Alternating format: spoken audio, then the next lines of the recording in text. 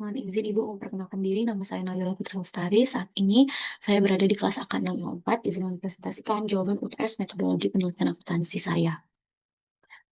Pertama adalah terkait dengan judulnya, judulnya Critical Review dari Jurnal Ayu Septiana Putri yang diterbitkan oleh JAAI dengan judul Government Performance Accountability, The Role of IT, Internal Control, Performance-Based Budgeting, and Organizational Commitment. Nah, ini adalah berasal dari jurnal akuntansi yang telah terakreditasi Sinta 2 dan terbit dalam 5 tahun terakhir.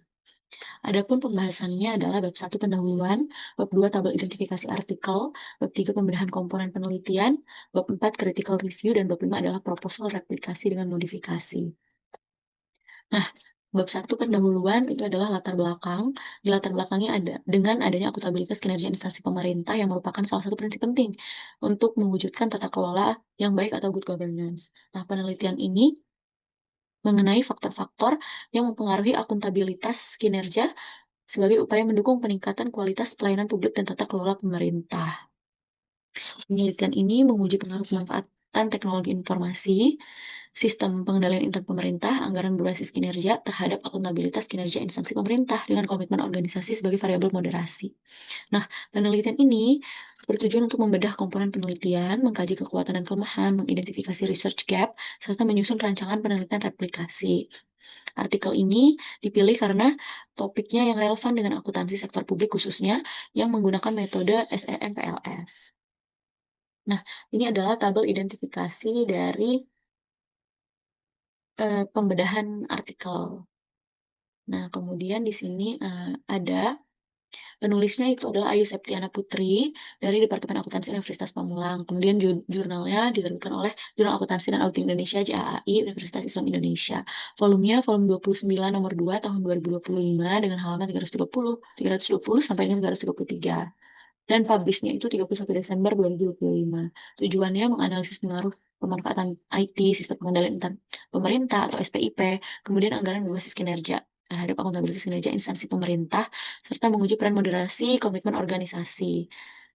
Oke, kemudian variabel penelitiannya ada X1 pemanfaatan IT atau UIT, kemudian ada juga SPIP itu sebagai S2, X2 atau GICS, Government International Control System.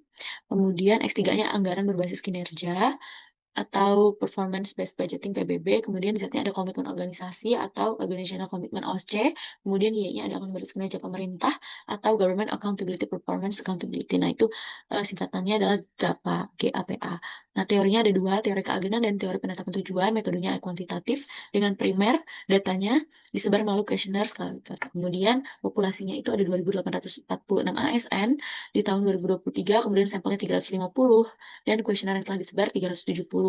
Kemudian hasilnya itu adalah UIT atau IT berpengaruh positif signifikan terhadap akuntabilitas kinerja pemerintah. Kemudian ada yang kedua, hipotesis dua adalah SPIP atau sistem pengendalian intern pemerintah itu hasilnya juga positif signifikan. Kemudian ada PBB atau anggaran berbasis kinerja hasilnya juga signifikan. Kemudian H4 sampai dengan H6 itu komitmen organisasi tidak memoderasi hubungan hubungan pemanfaatan teknologi informasi, sistem pengendalian intern pemerintah, kemudian PBB terhadap akuntabilitas kinerja instansi pemerintah atau GAPA. Pengujiannya ini menunjukkan komitmen organisasi berpengaruh langsung positif signifikan terhadap akuntabilitas kinerja instansi pemerintah. Nah, kemudian kesimpulannya, pemanfaatan IT, SPIP, anggaran berbasis kinerja, dan komitmen pemerintah itu berpengaruh positif terhadap akuntabilitas kinerja instansi pemerintah. Namun, komitmen organisasi ini tidak berperan sebagai pemoderasi. Kemudian kita bedah ulang lagi komponen-komponen dari penelitiannya. Nah, komponen penelitiannya pertama latar belakang dan fenomena. Tuntutan akuntabilitas publik yang semakin tinggi menjadikan akuntabilitas kinerja ini sebagai kepastian hukum, sebagaimana diatur dalam PP nomor 29 tahun 2014 tentang sakit, sistem akuntabilitas kinerja instansi pemerintah. Nah, tujuannya itu untuk menguji pengaruh pemanfaatan IT, SPIP, dan anggaran berbasis kinerja terhadap akuntabilitas kinerja instansi pemerintah, serta menguji peran moderasi komitmen organisasi. Landasan teorinya itu ada dua. yaitu ada teori keagenan dari Jensen dan Mackling yang memposisikan masyarakat sebagai prinsipal dan pemerintah sebagai agen.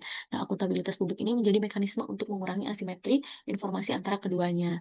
Nah, yang kedua, teori penetapan tujuan dari Locke and Latham yang menyatakan bahwa tujuan yang spesifik dan menantang mendorong kinerja yang lebih tinggi sepanjang individu itu berkomitmen terhadap tujuan tersebut. Nah, kemudian pengembangan hipotesisnya itu ada 6. Ada yang pertama, pemanfaatan IT itu berpengaruh positif terhadap akuntabilitas kinerja instansi pemerintah atau GAPA. Kemudian yang kedua adalah sistem pengendalian interpemerintah juga berpengaruh positif. H3 adalah anggaran berbasis kinerja berpengaruh positif. Kemudian H4 adalah komitmen organisasi ini menjadi moderasi pengaruh pemanfaatan teknologi terhadap akuntabilitas kinerja. Kemudian H5-nya moderasi pengaruh sistem pengendalian dan pemerintah terhadap akuntabilitas kinerja. Kemudian H6-nya adalah komitmen organisasi ini memoderasi pengaruh anggaran berbasis kinerja terhadap akuntabilitas kinerja pemerintah. Kemudian untuk metode penelitiannya itu menggunakan pendekatan kuantitatif dengan data primer yang disebar melalui kuesioner skala Likert kepada ASN OPD Kota Pekalongan. Sampelnya sebanyak 354 responden diperoleh menggunakan rumus Slovin dengan teknik convenience self sampling. Nah, analisis ini menggunakan SEMPLS dengan 2 tahap, yaitu evaluasi model pengukuran outer model melalui uji reliabilitas dan validitas serta evaluasi model struktural melalui koefisien determinasi dan pengujian hipotesis pada tingkat signifikansi 1% atau 0,01. Nah, ini kita bahas pembedahan komponen penelitiannya. Yang pertama itu hasil pembahasannya. Hasil pembahasan yang pertama itu eh, pemanfaatan teknologi informasi berpengaruh positif terhadap terhadap akuntabilitas kinerja instansi pemerintah. Nilai koefisien 0,194 ini menunjukkan bahwa pemanfaatan teknologi itu semakin baik pemanfaatan teknologi informasi, maka semakin meningkat pula akuntabilitas kinerja instansi pemerintahnya. Artinya, kalau TI-nya meningkat, akuntabilitas kinerjanya juga cenderung meningkat. Kemudian yang kedua adalah pengaruh positif antara antara SPIP terhadap akuntabilitas kinerja instansi pemerintah. Itu semakin baik sistem pengendalian pemerintah, maka semakin baik pula akuntabilitas kinerjanya. Contohnya, apabila ada pengawasan yang jelas, ada SOP, kemudian ada evaluasi berkala sehingga kesalahan dan penyimpangan dapat diminimalkan. Kemudian H3, pengaruh positif yang paling kuat dengan nilai 0,32. Semakin baik penerapan anggaran berbasis kinerja, maka semakin tinggi juga akuntabilitas kinerjanya. Nah, ini maksudnya adalah anggaran tidak hanya dihabiskan tetapi harus menghasilkan target dan output yang jelas, sehingga kinerja instansi pemerintah juga menjadi lebih terukur.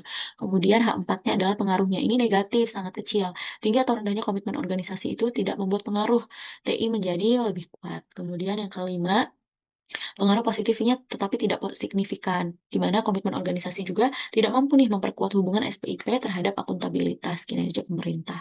Kemudian H6 adalah hampir tidak ada pengaruh, komitmen organisasi tidak memperkuat pengaruh anggaran basis kinerja. Nah, kemudian ini critical review-nya, pertama adalah landasan teori. Landasan teorinya kuat, peneliti menggunakan 2 teori, yaitu agensi dan goal setting teori. Nah, kemudian yang kedua, topik penelitian aktual relevan, isu akuntabilitas kinerja instansi pemerintah ini masih menjadi perhatian penting dalam reformasi birokrasi implementasi sakit. Kemudian yang ketiga adalah metode penelitian yang memadai, menggunakan responden 354 yang diolah dari 370 kuesioner yang telah disebar. Kemudian instrumen penelitiannya valid dan reliable. Peneliti ini telah melakukan pengujian validitas dan reliabilitas secara lengkap, sehingga kualitas datanya yang digunakan itu dapat dipercaya. Kemudian daya jelas modelnya tinggi, di mana mampu menjelaskan bahwa variabel penelitian ini 71% variasi akuntabilitas kinerja instansi pemerintah. Nilai adjusted R-nya adalah sebesar 0,71. Kemudian kebaruan analitisnya.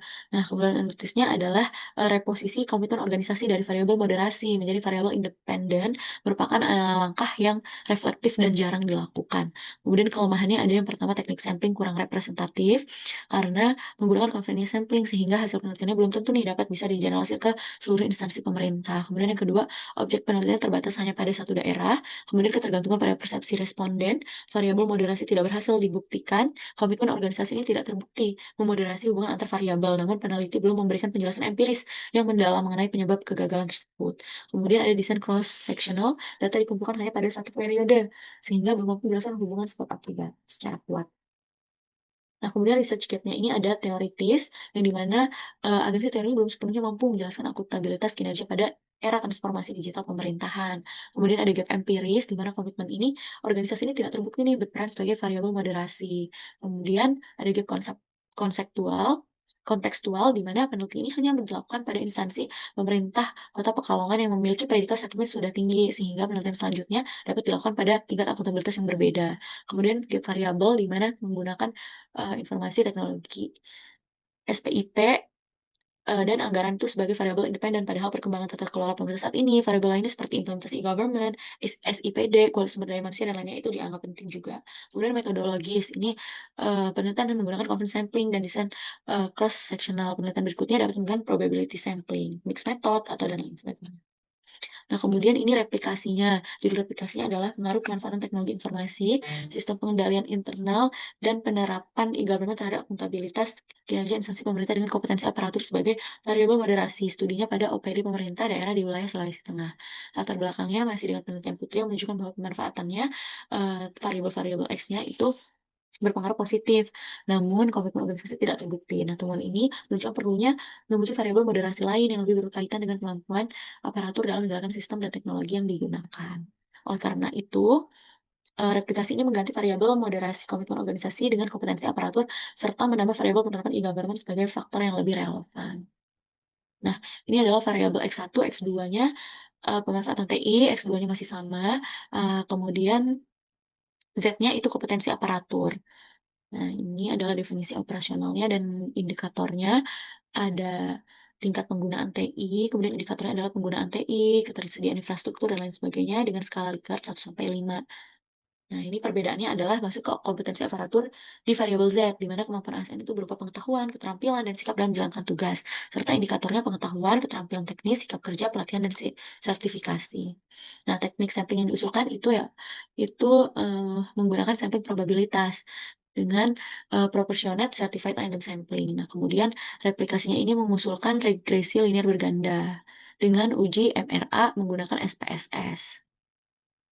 Nah, apa sih perbedaannya? Perbedaannya terletak pada aspek variabel independennya.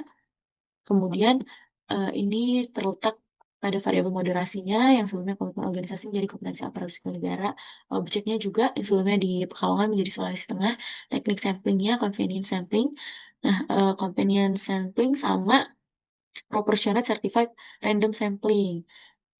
Nah, populasinya adalah seluruh ASN nih yang menangani perencanaan keuangan dan pelaporan kinerja OPD. Kemudian metodenya SMPLS diganti menjadi SPSS. Fokusnya juga diganti. Fokusnya tetap sama, hanya saja komitmen organisasinya diganti dengan kompetensi aparatur. Dan kontribusinya juga berbeda.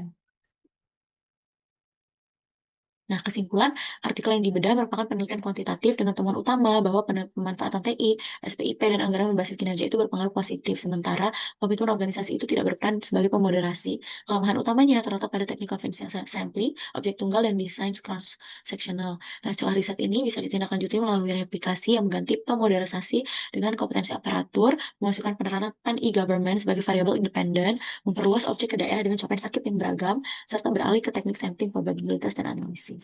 Nah, itu cukup sekian presentasi dari saya. Mohon maaf apabila ada kesalahan. Saya tutup. Terima kasih.